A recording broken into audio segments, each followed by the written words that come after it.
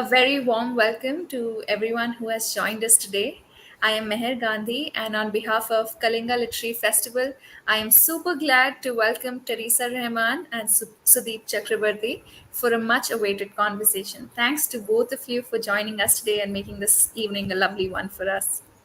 I would be glad to introduce Teresa ma'am first. Having worked at India Today, The Telegraph, The Helka, and The Thumbprint, Teresa Rehman is a journalist who has won several awards, including, if I may name just a few, including Ramnath Goenka Excellence in Journalism Award, Ladli Media Award for Gender Sensitivity 2011, and like I said, so many more. She is the author of The Mothers of Manipur and also Bulletproof, a journalist notebook on reporting conflict. Thank you so much, Teresa ma'am, for being here with us. Thank you, Meher. Thank you, ma'am. I would also like to introduce Sudeep sir to all of us, author of Red Sun Travels in Exiled Country, Highway 39 Journeys Through a Fractured Land, Eastern Gate. Sudeep Chakravarti has worked with Hindustan Times and India Today and is also a member of the World Future Society, Washington, D.C. He is the co founder of Coastal Impact, which is a not for profit organization in Goa. And we are super glad to have you with us, sir, today. Thank you so much for joining us. We warmly welcome both the authors, and today Teresa Rehman will be in conversation with author Sudeep Chakravarti about his book Eastern Gate. Over to you, Teresa. Thank you so much, Meher. Thank you, Uh, ma'am. good, e- good evening, everyone. Welcome to the Kalinga Literary Festival Bhava Samvad. I am Teresa Rehman, an author and journalist, and have reported extensively from an area called Northeast India. And tonight I'll be in conversation with Sudeep Chakravarti. Uh, I would call him a people's historian. He's also a prolific author, columnist, storyteller, ethnographer. But I had met Sudeep when I started my career as a trainee journalist at India Today magazine in the year 1999. And he's known for his several critically acclaimed narrative nonfictions, his most recent being The Eastern Gate, you know, and the other best-selling and critically acclaimed books of nonfiction includes Plasi, The Battle That Changed the Course of Indian History, The Bengalis, A Portrait of a Community, and Red Sun, Travels in Naxalite Country. He has also written 3 novels, several short stories, commentaries, and essays. Apart from writing and research, he is engaged in marine conservation and teaching. So his latest work, Eastern Gate, which is the topic of discussion today, is a follow-up of his earlier work set up in Northeast India, Highway 39. I have it with me, Highway 39, Journeys Through a Fractured Land. So Highway 39, set in the conflict zones of Nagaland and Manipur, is a journey along Highway 39 and its hinterlands. Like I've traveled through Highway 39 several times, but I was surprised when I saw a book, covering that distance, covering that length of that highway. And beginning southeast of Kaziranga in Assam, it travels through a slice of Assam, uh, goes into Nagaland, traverses Manipur, and ends on the border of Myanmar. He uses the highway as a thread to tell the story of the people of one of the longest conflicts India has had. He calls it the forgotten and unresolved conflicts in an area of increasing strategic value for India and its neighbors. Sudeep, the title of your book, The Eastern Gate, is quite intriguing. Did you come to Northeast India looking for a gate? What and where is the Eastern Gate? And Well, how easily can we open these gates? And where will these gates lead us to? thank you, Teresa, for your remarks and your words of welcome. Thank you very much for that setup. It's an interesting question, and I'll dive into it headlong, as I usually do with all my writing and all my conversations. I didn't go to Northeast India to look for a gateway, but when I went there, and I repeatedly went there over several years, I found that there was always a gateway. It was just that people west of the gateway, primarily from what in northeastern India is called mainland India, didn't realize that there was a gateway there at all. But the people in eastern India, northeastern India, I hate to call it northeastern India. For me, it's far eastern India. So, but for the sake of our conversation and for recognition, we call it Northeast India. But people in Northeast India, I think, always knew that there was a gate, and they were the gateway to uh, between mainland India and Southeast Asia. I mean, that was already evident for many hundreds of years. It's just that many people didn't see it that way. In fact, when the name Eastern Gate came to me in a very remarkable way, Teresa. You've heard of Imam Mangol, who is one of the, I mean, a terrifically respected Mera Paibi leader from Manipur. I'm sure you've met her or know of her very well. And when I was in Manipur, in fact, researching Highway 39 several years ago, I think this takes me back to 2008 and 2009. I saw Imam Angol at a function to commemorate the strike against AFSPA, Armed Forces Special Powers Act 1958, by Iram Sharmila, who was a protest icon at that time. And this frail lady, Ima Mangol, Mother Mangol, as Ima is mother in Meiteilon, the language of the majority Meitei people of Manipur, for those who don't know about that. So Ima Mangol was on stage and she was speaking in a very low and very firm tone, and she said something which stayed with me ever since. Is she talked about how if India were not careful, uh, then its eastern, then Manipur or the east might have to shut the western gate. So basically, the western gate in this case meant a western gate for Manipur, but is actually the eastern gate for India, if you will. And it stayed with me. And in Meitei, there is this sort of age-old saying about the eastern gate and the western gate, and that this this this phrase, this delivery stayed with me, delivered in a very, very low tone, very calm voice, stayed with me. And when I kept going back to the region again and again, even after Highway 39 was published, because I'm like that. I try not to lose a touch with uh, people or a place, even after a book about these the people and the places out. I stay engaged. I try to stay engaged all the time. So when I went back and uh, I had begun research for what ultimately became the Eastern Gate, the book that we're discussing today. Uh, Around 2014, 2015, I was in Imphal again, and I was just sitting and contemplating the region and how Manipur was such a gateway state uh, for northeastern India, not just South Asia, but for not just for northeast India, but for South Asia as well.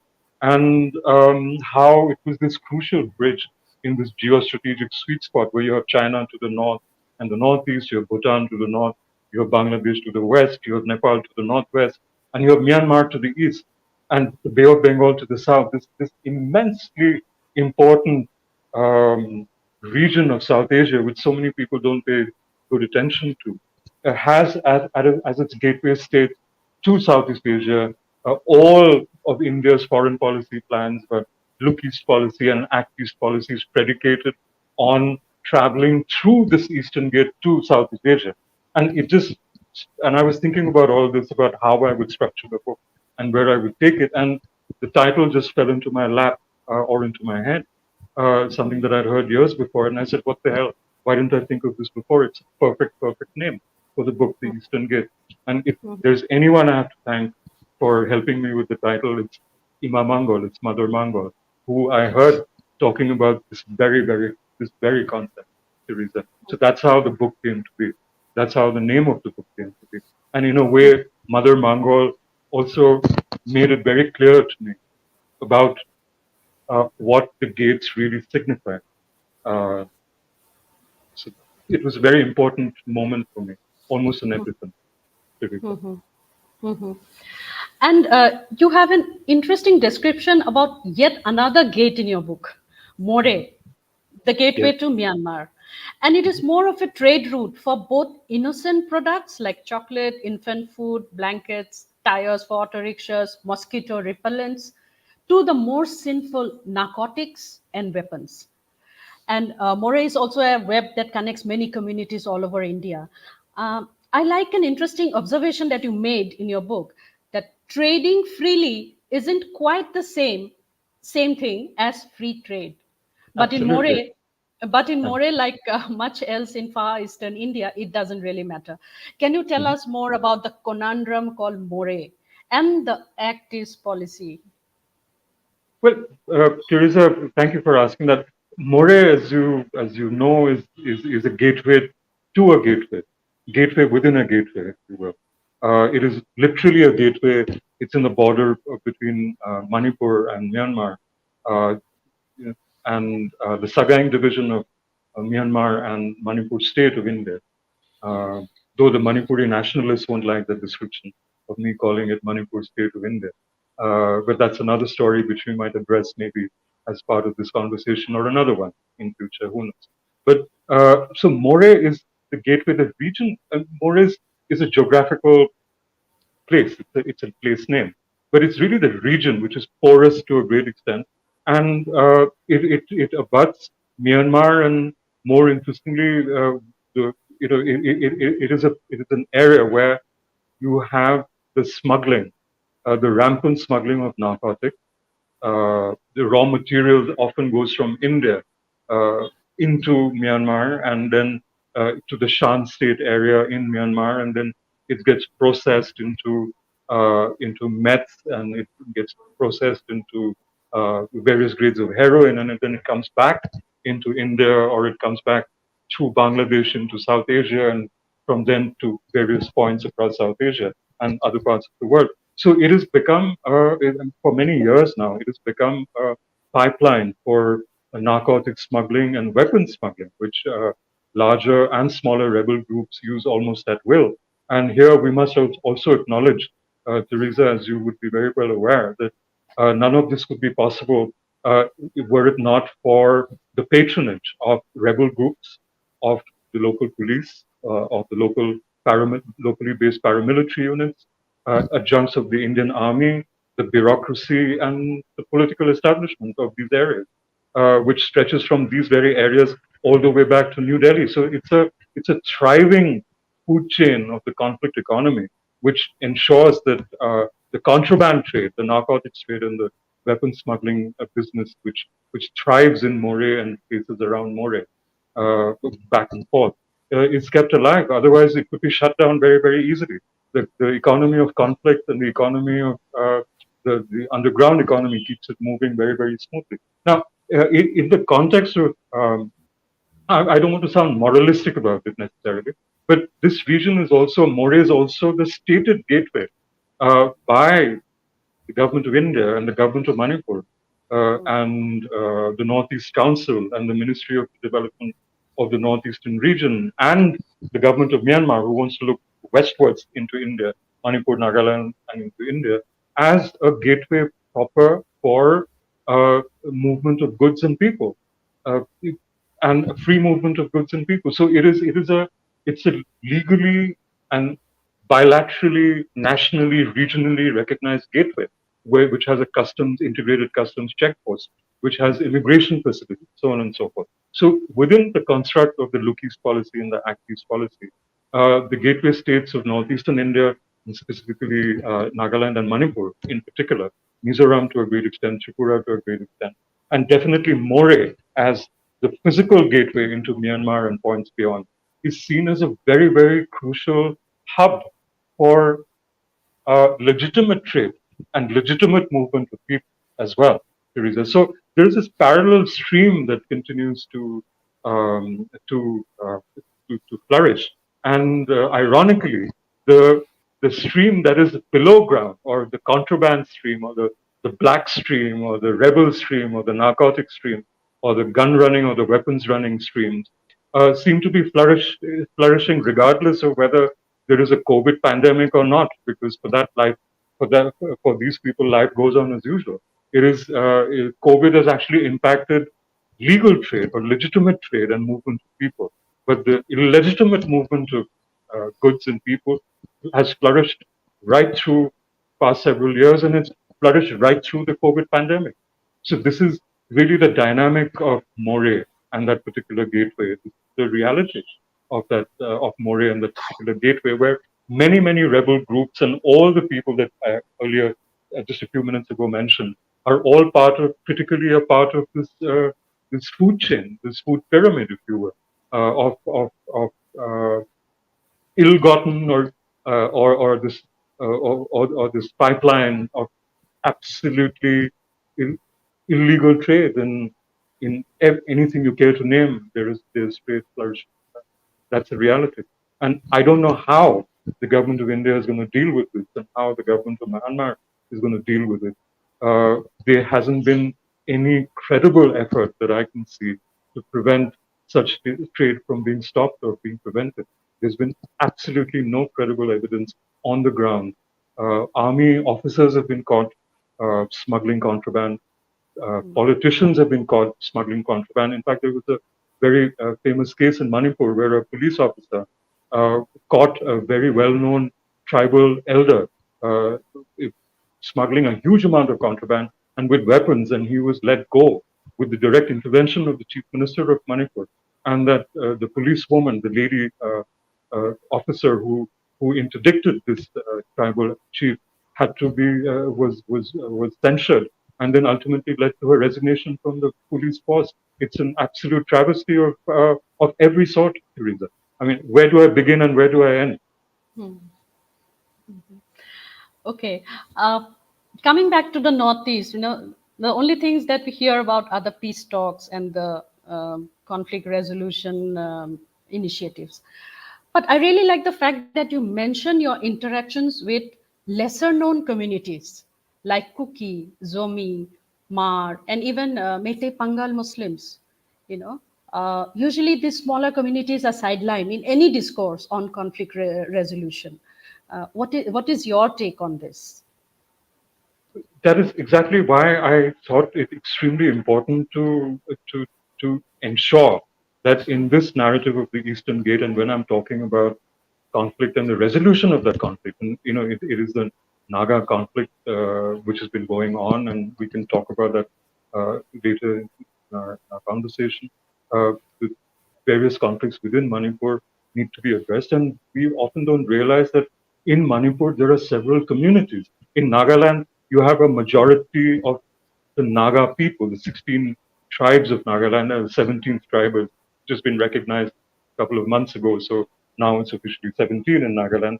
But in Manipur, there are numerous Naga tribes. As you know very well, the northern aspect of Manipur is almost entirely Naga homelands. And the eastern and the western and part of the southern aspect have the Kuki people over there. Then you have the Zomi people, which is like almost like a converse of the Mizo people. You have the Mar communities and the lesser tribes. Lesser, I don't mean in terms of import, I mean in terms of numerical strength. And you have other communities who have never formed part of the discourse. It's usually been Meitei and Naga, and that has sort of overshadowed everything as if nobody else exists, which is very wrong. In fact, I think one of the big gaps, which I see in retrospect in Highway 39, I'm very proud of my book, Highway 39, and my work there. And but I know that there is an error in that book. There's a gap among a few gaps that I later realized existed. Is that I was unable, for logistical reasons, mainly, to really have a conversation with the Kuki people and the other communities in the region about conflict and conflict resolution and about their minds. And I was absolutely sure that if I ever did a book again, and thankfully Eastern Gate came along as an endeavor to talk about in a very detailed manner about conflict and conflict resolution. I made sure that I reached out to the leaders of these communities and the leaders and the elders and the various people responsible for uh, you know, women's rights and who were tasked with actually resolving conflicts and negotiating with the governments of the states and the government of India, so on and so forth. It was very crucial and very necessary that I spoke to them. So this book could not, I don't think this book could in any way be comprehensive or could even claim to be anything remotely like a definitive guide or a definitive insight into anything at all unless I reached out to all points of view or as many points of view as possible. I don't, and it was not just necessary for my book, Teresa. It is absolutely necessary for the cause of peace in Manipur and Nagaland and northeastern India, because you cannot have a peace process by leaving out communities. If you leave out people out of that collective, then how can you have conclusive peace? There will always remain people who will be dissatisfied with that with any kind of peace process because they were left out of the initial and crucial and later conversations. So all communities and interest groups need to be involved. And I'll give you an example immediately about how crucial this is. There's a one of the greatest flaws, to my mind, in the Naga peace process, for instance, which has only recently been recognized by the government of India and other negotiators, is that when the government of India signed a framework agreement with the largest Naga rebel group, National Socialist Council of Nagaland, Isaac Muiba, or commonly known as NSC and IM, as we read it in our daily papers and heard about it on television and digital media. When that agreement was signed 7 years ago, nearly 7 years ago, on 3rd August 2015, the agreement was between the government of India and just one rebel group. What about the six other rebel groups? There was no church leader involved. There were no Naga tribal elders involved. There was no what is called civil society involved. There were no lawyers involved. There was nobody involved except the security establishment of the government of India and the establishment of one large rebel group, maybe the largest Naga rebel group, but it's still just one rebel group. So how can you have peace? How can you have conflict resolution when you talk to just one entity and you don't even involve, bring into confidence the governments of Nagaland and Manipur? You don't even have the chief ministers of these two states in the peace signing in the framework agreement signing ceremony. I mean, how short-sighted can you be? Or let me just spell it out. How dumb do you need to be to not realize that you need everyone on board? And sure enough, it didn't work, and other people complained. And within 3 or 4 years, other rebel groups began to be brought on board. Civil society began to be consulted. The interlocutors went to all the communities. There was movement between people in Nagaland and Manipur to sort of ensure that the people of Manipur were looked after, their interests were looked after, because the homelands, the Naga homelands, cross both Nagaland and Manipur and Assam and to some extent in Arunachal Pradesh. The people of these states and the leadership of these states and the communities of these states need to also be kept in confidence, need to be also brought on board for any proper conflict resolution to happen. So I've taken it a little further than your question and the answer that it deserves. But I'm deliberately I've expanded on the answer to demonstrate to our listeners this evening, and so that they might share this as well.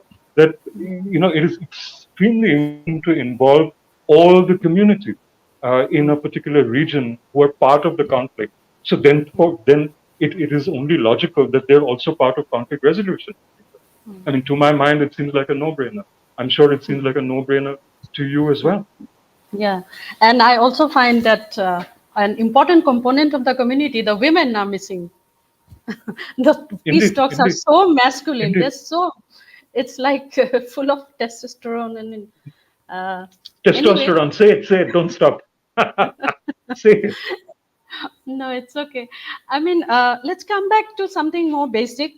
You know, as a journalist, I have experienced it myself. The different threats at different levels. So you also write about some disturbing phone calls and messages as to how you should be careful while traveling in Nagaland and certain parts of Manipur. So how do you see the question of safety and the whole outsider insider politics while reporting or writing from these underreported regions of Northeast India? Um, well, thank you for asking that as well. I fortunately, or maybe I just because I think that way, I I'm conscious of the fact that I'm an outsider when I go in. But once I go into an area where, and I'm actually an outsider and everywhere except in my own home.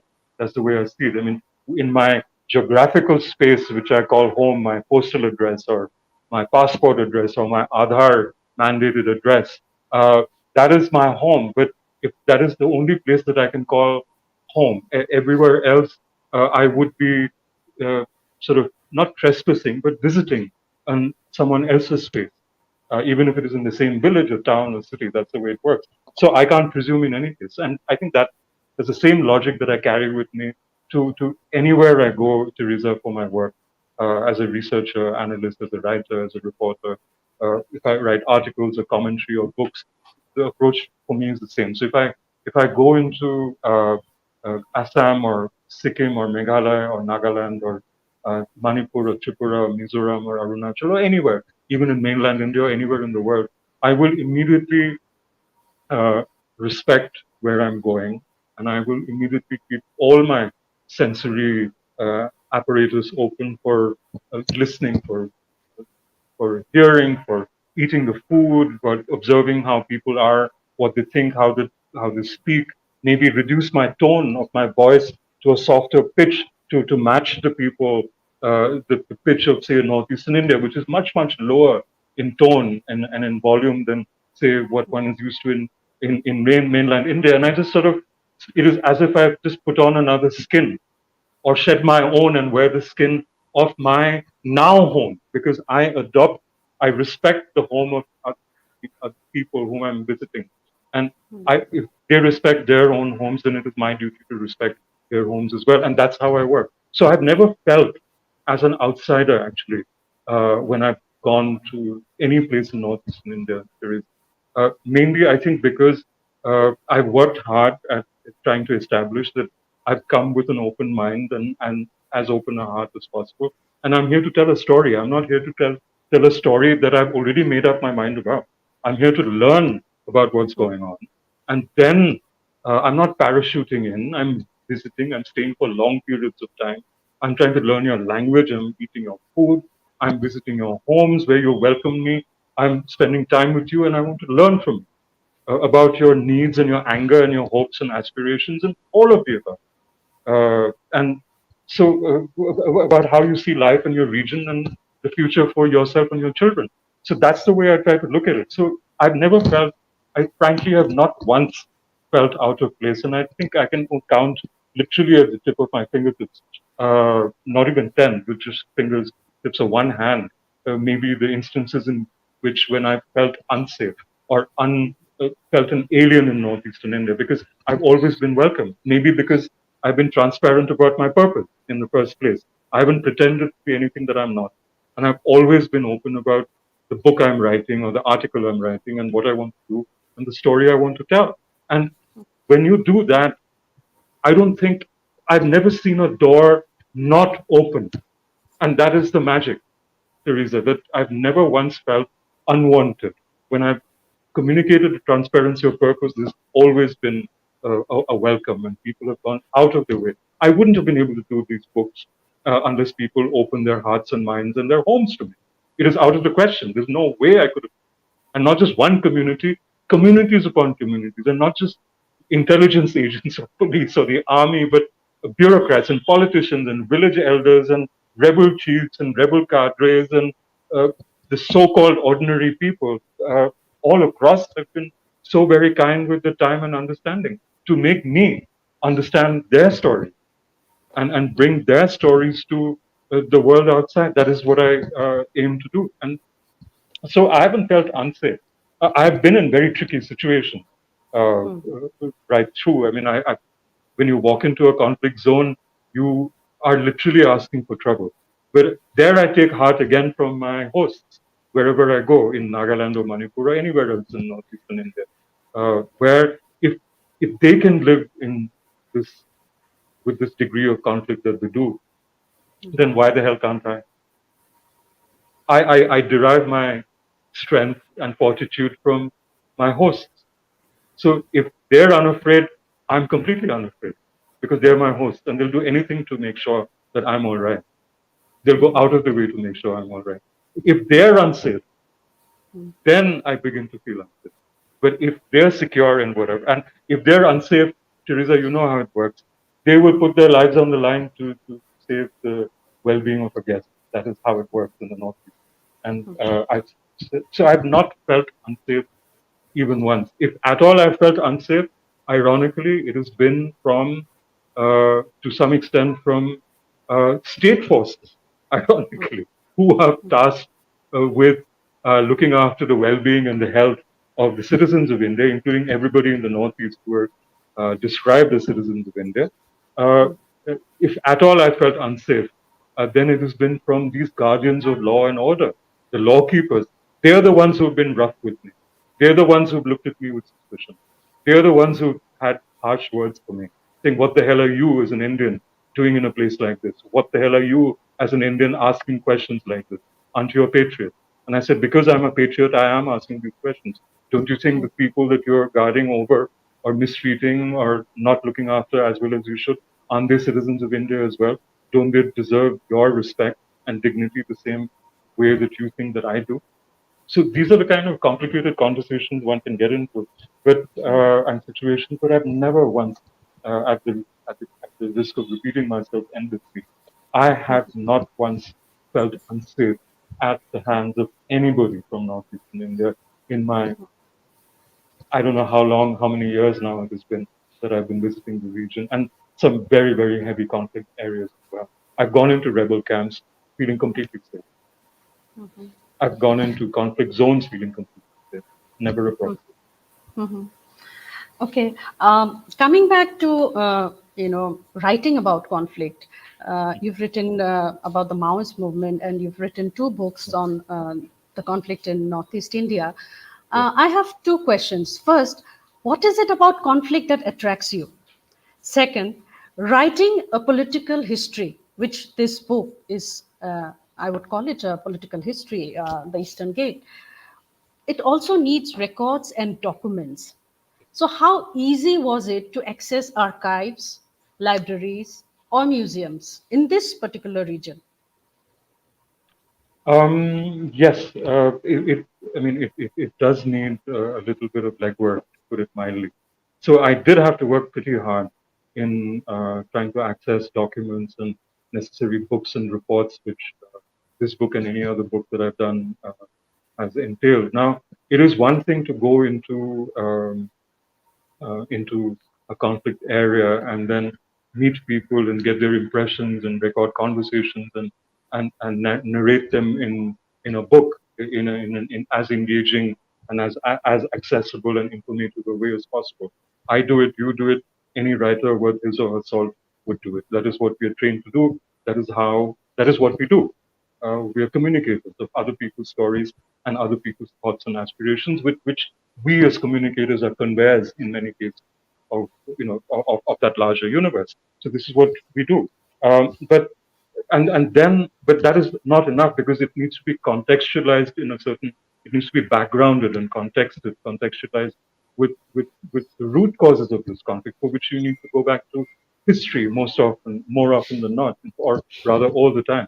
And then comes the grunt work of trying to track down books and documents, visiting libraries, so on and so forth, and really doing academic work, really doing investigative work, forensic work, trying to get into the basis of these things. So, for instance, for the Eastern Gate, I had to actually, it's a multi genre narrative to my mind where I've had to be a political analyst, a historian, an ethnographer, a sort of a cultural studies kind of person, a conflict reporter and writer, a security analyst, a foreign affairs person, a climate change inputter.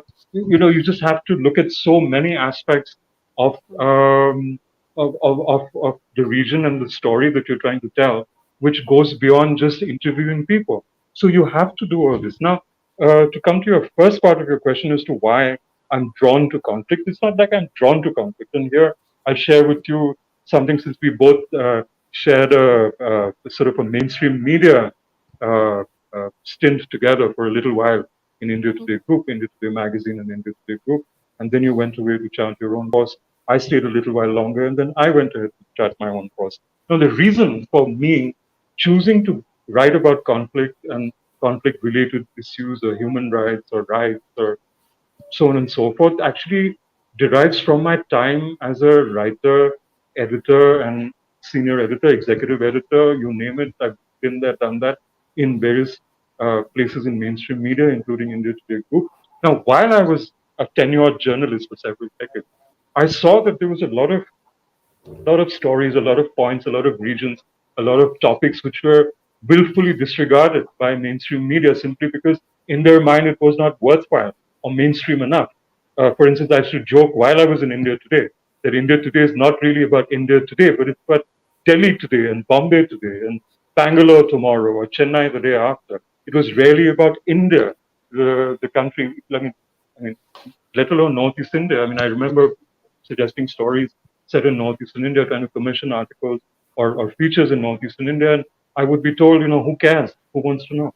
Who wants to know about the Maoist rebellion? Who wants to know about inequity? Who wants to know about the dispossessed? Who wants to know about the other India?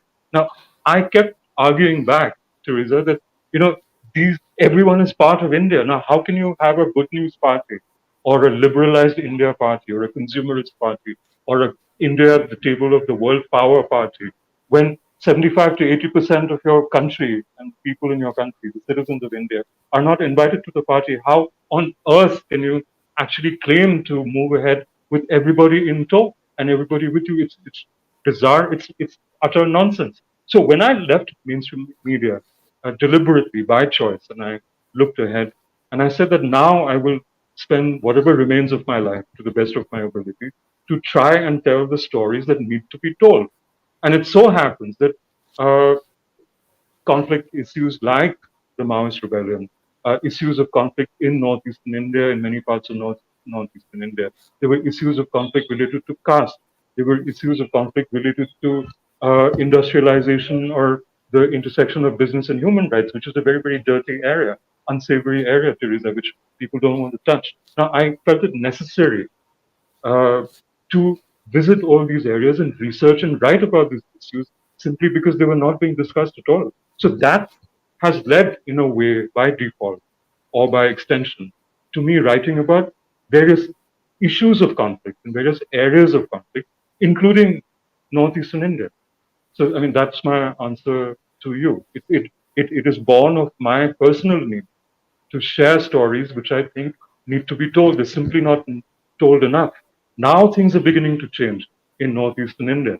The narratives are being heard, they're being told more forcefully, more emphatically, more in a more sophisticated manner. And Teresa, as you know very well, it is no thanks to the people in mainland India or mainstream Indian media. It is because the people of the northeastern India in Sikkim and Assam and Meghalaya and Arunachal and Nagaland, Manipur, Tripura, and Mizoram, the men and women of these places and the various communities, the hundreds of communities and the hundreds of languages and dialects that they call their own, they are coming forward with their voice because they've said, we've had enough of having others tell our story. We will write our short stories. We will write our novels.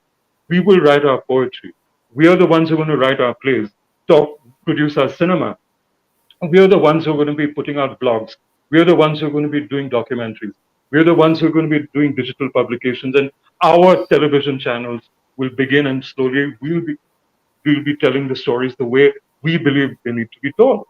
So I'm actually a very happy camper and a very, very happy participant in that flow because I implicitly believe in that, Teresa. So I'm very happy to be, to be part of now, in a way, if you will, the northeastern mainstream. Uh, Sort of going outward. I'm very happy to be. I mean, if someone, nothing would please me more if someone says, Sudeep, we'd welcome you as an honorary northeasterner. I mean, that would be for me the greatest honor and recognition for anything that I've done. I'm not looking for it, but if it brings me the food and the people and the culture and the friendships and the warmth of that I've seen in northeastern India, hey, I'll wait for it.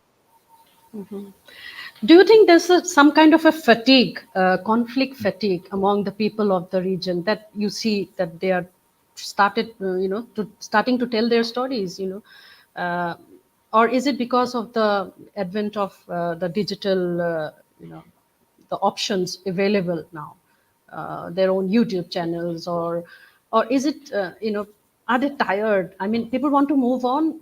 Do you feel that Yeah. the youth, especially? I agree completely. And I think, and here also, Teresa, there's a great, great irony where the people of Northeastern India, the people of Manipur, the people of Nagaland, I think in their minds have moved into a post conflict zone years ago because that's where they see themselves. That is, I mean, they've seen themselves in a post conflict situation for many years now. Ironically, they're the people who choose to speak on their behalf. And here, I'll say it aloud, I'll say it straight away. The rebel leaders, the rebels with the so called cause, who who claim to be speaking on the behalf of the Naga people, or the Meitei people, or the Kuki people, or the Zomi, or the Mar, and the Assamese people, and the Khasi people, and the Garo people, and the Tripuri people, or the Tiprasa people, the rebel leaders of the ilk of these communities. They are the ones, ironically, who haven't moved beyond conflict for several reasons. Once, I don't think they, I think they have a great disconnect with their own community. They've completely lost touch with the younger generation, or even the generation of people like you and me. I think they're completely at a complete disconnect with the community at large. They're living in their bubbles. They're living in their sort of conflict paradises, if you will, where the donation money comes in, extorted money comes in. The leaders have huge properties, not just in India but outside of India. They lead lavish lifestyles, so on and so forth. They literally are the princes and the princesses, and the princelings and the kings and queens and god emperors of the Republic of Conflict. They are the ones who are keeping it going. They are the ones who are, in a way, keeping it going in a conflict situation where their target group, their audience, on whose behalf they claim to be fighting, have moved on into a post-conflict situation. You travel in the region so frequently, Teresa. You tell me, don't you meet men and women and men in Manipur, Nagaland, Assam, who say, who are going about saying, I want to be an entrepreneur, I want to do this, I want to be a fashion designer, I want to be a scientist, I'm studying law because I want to do this, that, and the other. I want to be an executive, I want to go to Silicon Valley. Why won't they have these aspirations? Why, agricultural export powerhouses, you name it, it's happening. Human resource powerhouses. These are the aspirations that people are looking at. And I don't think the government of India, and in many cases, the governments of these states, like Manipur and Nagaland, let me talk about that. Assam is a separate case, for instance, in this equation. They haven't recognized the full aspirations of people, the hopes of their people. They themselves, because of their corruption and because they've been skimming off the fat of the land and all the government budgets and grants and aid and loans for decades and decades on end, and fattening themselves by stealing the futures of their own people. These are the people who are holding, say, Nagaland and Manipur back into a situation of conflict, perpetuating the state of conflict rather than going towards a post conflict situation. It's an absolute tragedy, it's a scandal, and it must be stopped.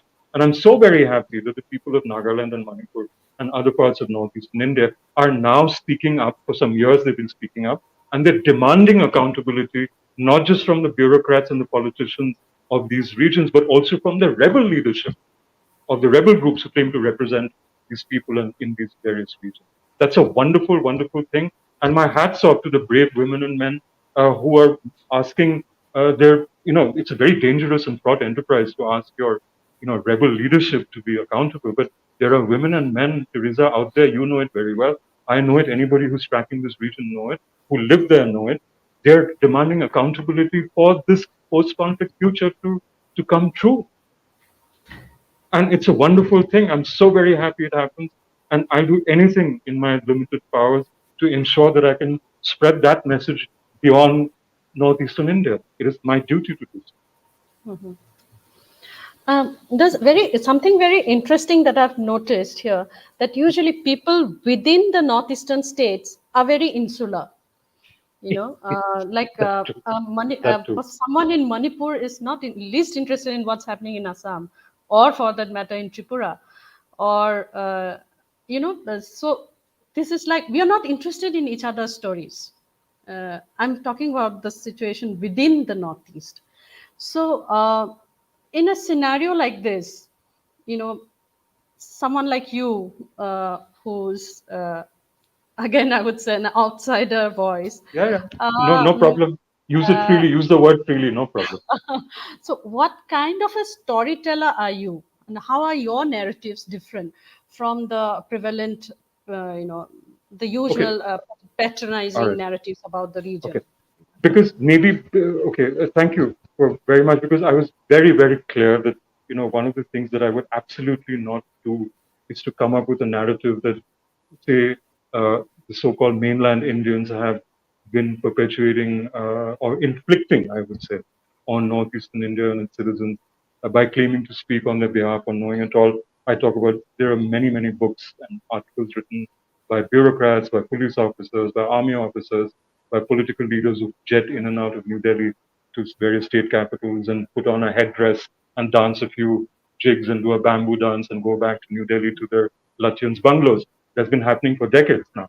Now, I was very, very clear that I would not at all be doing that kind of thing, and I wouldn't also be doing a sort of a very chauvinistic, if you will, because if one is patronizing, on the other hand, if you look at the flip side, it can also be very, very parochial and chauvinistic when, say, a community from Northeast India or any community anywhere begins to tell its stories. It's usually done with a lot of uh, anger or a lot of need, and it can get, by default, it can become quite chauvinistic and parochial and quite xenophobic.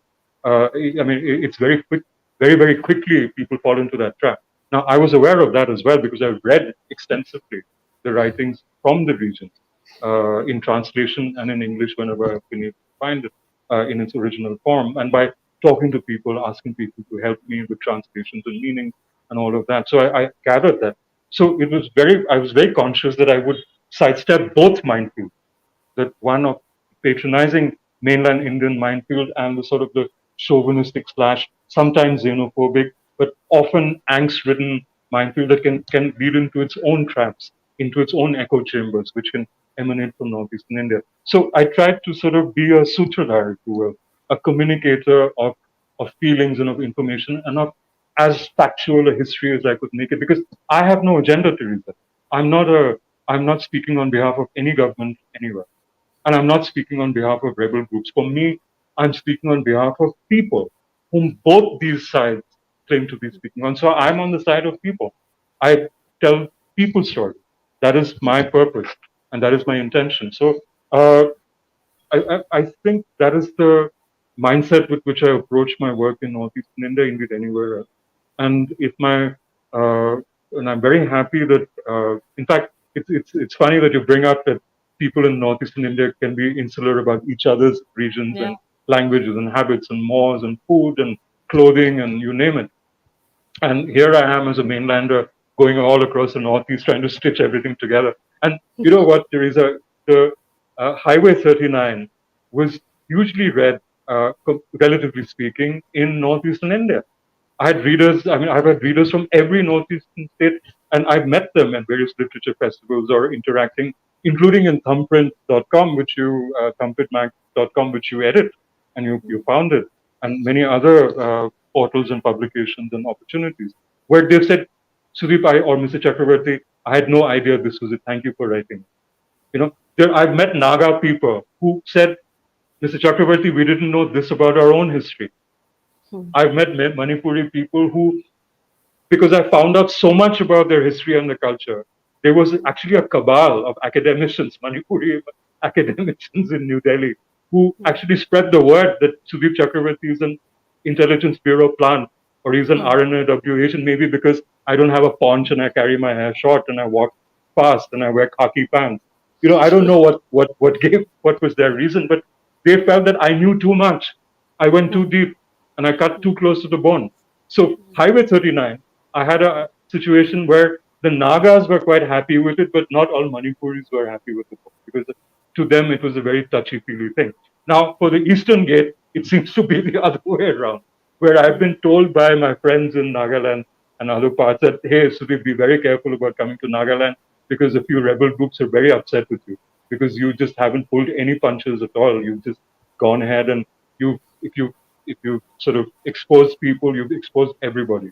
Or if you badmouth people, you badmouth everybody. Or if you praise people, you've praised everybody. So I take that as a compliment, but it is an irony that which you rightly point out. And here I will just make one point and stop.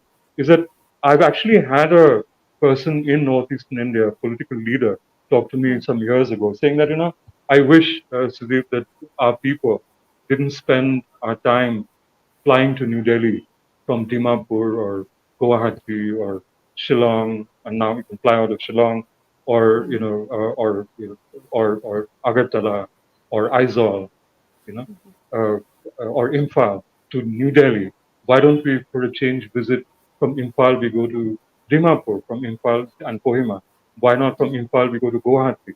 Why not from Imphal, we go to Agartala, or from Agartala to Aizawl, or from Aizawl to Guwahati? Why don't we make this into a sort of a federal structure, if you will, where we, by visiting each other and by understanding each other and by learning about each other more, we can truly become that entity that India foisted on us, which is Northern India, where you rightly said that we don't know much about each other at all. So there was a sincere suggestion made by a political leader that I met many years ago, saying we wish that people, bureaucrats, and other people, and the people of northeastern India and political leadership would travel much more within the region, as much as they love to travel to New Delhi to negotiate their futures, negotiate the signing accords, and negotiate their piles of ill-gotten cash which they've stolen from their people. Now, if I go to And jail for saying all this, I need you to bail me out in similar forums. I'm kidding, of course. I believe we're still somewhat of a democracy, some of the time.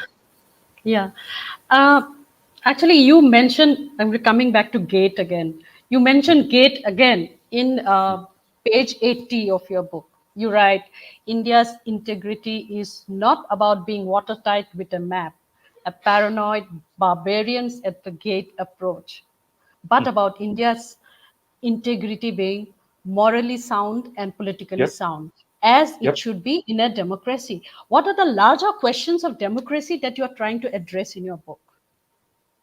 Um, the larger questions of democracy, Teresa, are, I mean, when I will articulate it now, it will seem very simplistic and might seem very simple-minded even, but I would just, refer to the Constitution of India and to all the laws of the land in India and the federal structure of India and all the promises made by political leaderships across India, not just in New Delhi, but all the state capitals, claiming that they speak on behalf of the Constitution of India and the rights as mandated by the Constitution of India, even in Articles 371A, B, C, D, E, F, G, H, and half the alphabet of the English language. Now, when they speak like that and when they claim like that, I like to believe that that is the rubric with which we should be looking at the matter of rights and claims and aspirations and hopes of citizens of India. And surely the way ahead is the constitutional way ahead, is the legal way ahead, is the law, is the, I mean, we don't need a lawless law. We need lawful laws. We don't need lawless practices. We need lawful practices. We need practicing of democracy. We need, ethnic and religious and linguistic angles applied equally throughout India, including northeastern India. So that is the way I would see it. And we're at a stage in our so-called democracy where you and I can seemingly speak freely about these things, but there are many tens of millions of our fellow citizens in northeastern India. I'm not even saying places like Kashmir and in other parts of central India or eastern India, but northeast India, who are denied that very right. They could be jailed, or they could be harassed, or they could be shot dead, or threatened with the lives and livelihoods of themselves and their families and loved ones for simply speaking their mind, or speaking too loudly, or speaking in the wrong language. No, that's not how I see a democracy. So I take, maybe I'm naive, but as a person who's writing about conflict resolution, how can I not hark back to legal precedents? How can I not hark back to parliamentary and judicial evidence? How can I not back to the Book of Rights or the Bills of Rights in Parliament? How can I not hark back to the Constitution of India? How can I not? This is our, this is the right of every citizen of India, whether they like being citizens of India or not. That is what the Constitution of India and the Republic of India accords them. That is their absolute right, democratic right. And these democratic rights must be delivered. That is the way I see it. And if I'm naive and I'm simplistic and idealistic and a fool, so be it. I'd rather live in this fool's paradise than the fool's paradise that says that, in order to make people your own, you must brutalize them, rape them, burn them, maim them, kill them, and brutalize them and shove them in jail in order to make them your own. If you do all this, they'll never be your own. How on earth do you expect people to feel like they're citizens of India if you don't treat them like citizens? That's the place I come from. We don't have much time left, but I don't think we can complete this conversation without talking about the infernal knot called the Naga peace talks, which is like never-ending Naga peace talks. Yes. Someone said it should have been resolved in the 1950s. Someone Yep. says Yep. that it should have been resolved in 1980 itself. Indeed. But Yeah. Yeah. so, how do you see the future of the Naga peace talks? Quick, you have to be brief. Yeah. Well, I think the future of the Naga peace talks is, I mean, I've said that in this book itself, Eastern Gate, and I've written about it and I've spoken about it quite a lot. My feeling is very, very clear, and not many people will say this aloud because they have some agenda or the other, but I have none except conflict resolution, so let me say it aloud yet again, is that I think the people who are holding back the peace process are the rebel leadership, not the rebel cadre. One, because they have the most to lose from peace. They have the most to gain from conflict. Similarly, the politicians and bureaucrats, not just in the region, but in New Delhi, in not just in Nagaland or Manipur, but in New Delhi as well, who live off unaccounted funds, who live off central aids and grants, and in the name of conflict, they have the most to lose. If they end up sharing power and they have to share their privileges and so on and so forth with the inducted leadership or the rehabilitated leadership among the rebels. They're holding it back as well. And I think the egos between various factions is holding it back. I do not think the problem is, when the Naga rebels talk about the Naga constitution and the Naga flag, I think, beyond an emotive point, one can look at the Naga flag, but what is the Naga constitution, for heaven's sake? If you read the Yezabo, I have read the Yezabo, the constitution, which was actually designed at the time of Zapu Pizo's leadership of the Naga National Council movement, the original Naga rebel movement. That is when the Yezabo or the Naga constitution was first drafted, and the NSCNIM is basically ripped it off, copy pasted it, and updated it a couple of times. And then talking about the Naga constitution, beyond ensuring that women will get equal pay for equal opportunity, is one of the most retrogressive documents that I've read.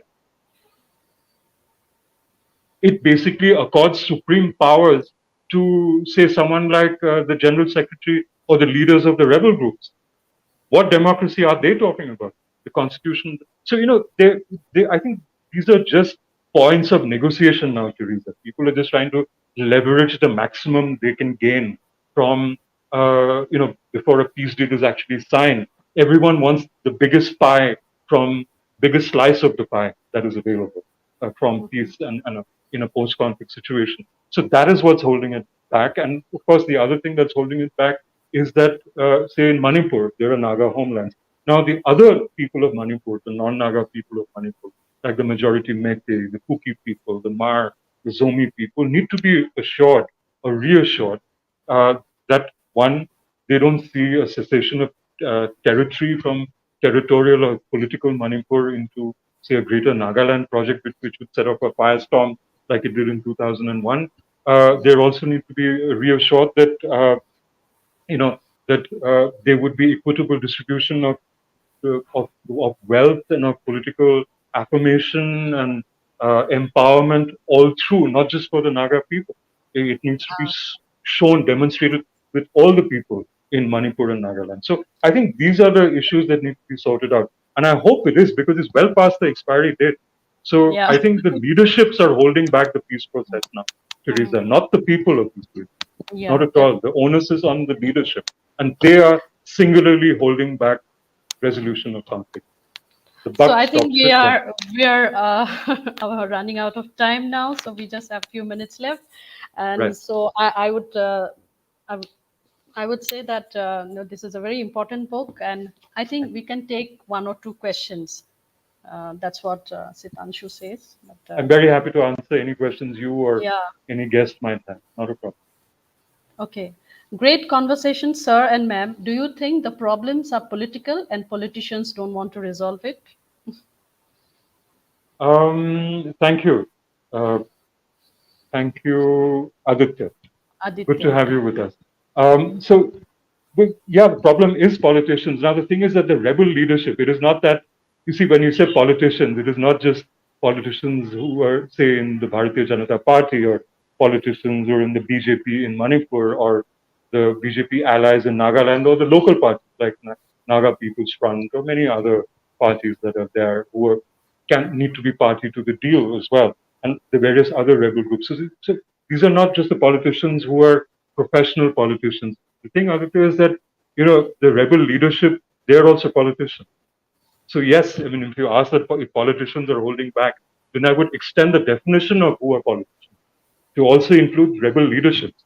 They are politicians too, in my opinion, because they are talking politics on behalf of their rebel groups and on behalf of the people of these very regions and ethnicities that they claim to represent. And after all, when they're rehabilitated into the so-called political mainstream of India or Nagaland or Manipur and other states which are party to the issue, conflict resolution issue, they will be political leaders of the post-conflict future. So they are political leaders indeed. They're not just political leaders because I'm saying so. They're de facto politicians as well, now and maybe in the future, very soon in the future. So, yes, they are holding it back because they're part of the interest group. They're part of the vicious cycle. These people have the most to lose from status quo. So, they're the ones who are delaying conflict resolution, not the people that they claim to represent. The people want peace. There's no question about it. None whatsoever. Yeah. Can we have the next question, please?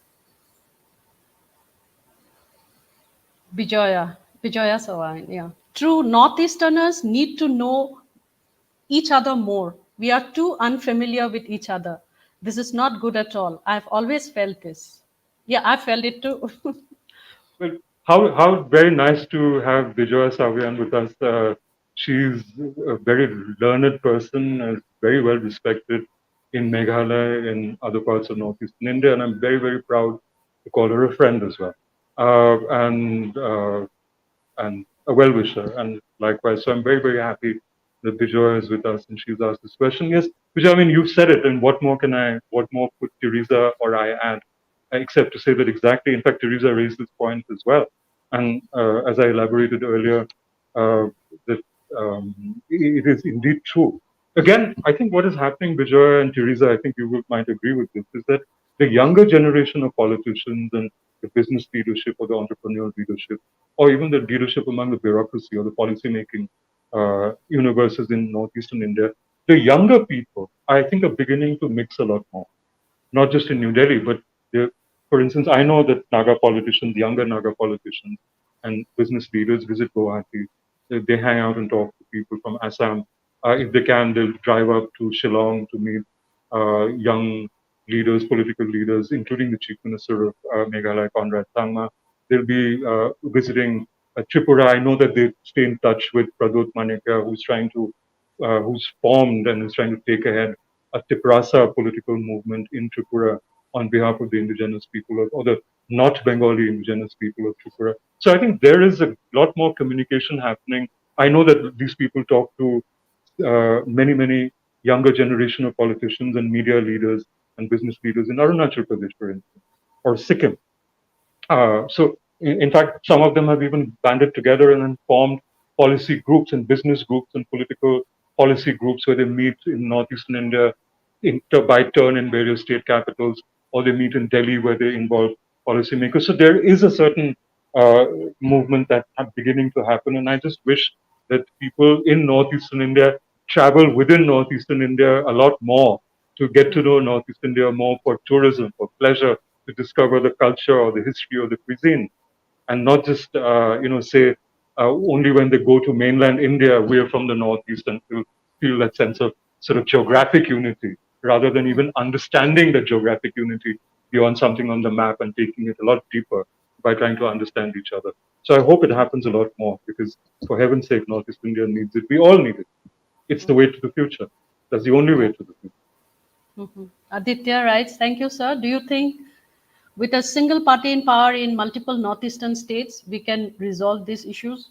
Absolutely not. I don't even need to see to read the end of that sentence as it popped up or for Teresa to spell it out. I would say absolutely not, because what you do not need is a homogenized Northeast, because Northeastern India, like Republic of India, other parts of India, is not a homogeneous mass. You do not have a situation where a sort of one party structure, a single party structure throughout India, or even a single party structure throughout Northeastern India is the answer. We are seeing the pitfalls and the downsides of a very powerful political entity driving its political and ideological policies right across India and right into Northeastern India. So much so that Assam today is a laboratory of hate as much as it is a laboratory of the future of Northeast India. And it is not the way to go. This is not the way a democracy works. This is not the way a mature political system works. A single party system, if you get a single party system, you'll get a Vladimir Putin or a Xi Jinping. You tell me if that is the way we should go. If you believe that is the way we should go, young Aditya, or not so young Aditya, who has Bharat to his name, good for you. Go right ahead. But if you ask me, or if you ask my colleague Teresa about this, uh, Teresa, please feel free to jump right in. But for me, I would vehemently uh, uh, suggest that if you were to homogenize Northeast India through one political party and unified policy, it would be a disaster from day one. It is already proving a disaster in Assam and in many cases in Tripura, and most certainly in Manipur. Even if Manipur, the government, the BJP government, has got voted back to power, that does not imply that there is all the problems, all the incipient problems and the fault lines in Manipur have been solved. Far from it. In fact, I believe the fault lines have deepened. So I don't think a single party uh, structure or a single party avenue is at all the way to go. Sorry, I could carry on about. Yeah, I'll stop. thank you, thank you so much, Sudeep. This is there's a lot of healing to be done, as you write in Yes, your book, and we need to talk, we need to walk, walk the talk, and indeed. this is a very important book, The Eastern Gate. And as he writes, I'll just end with what you've written: the story of this region, what India's political etymology calls its northeast, is a story of our times. So this is a very important book, a very important document that has, in addition to the huge body of literature that's emerging from the region. Um, it's been a very enlightening talk. Thank you so much, Sudeep, and My thank pleasure, you. Teresa, and thank you, readers and listeners and viewers. And may I end with a pithy saying in Naga means, not Assamese, Teresa, because I mean you you you would know that language way better than I would. But Naga means is something that I've taken to quite well, and so I only have to say to all of you, "Bhal taki vide." Stay well. Bhal- Uh, Stay well. Stay well, Yes, be safe, and here's to Northeast of India, all our brothers and sisters over there. Be well, be safe, and think of the future, and let's all get there together. Thank you. sure. Thank you.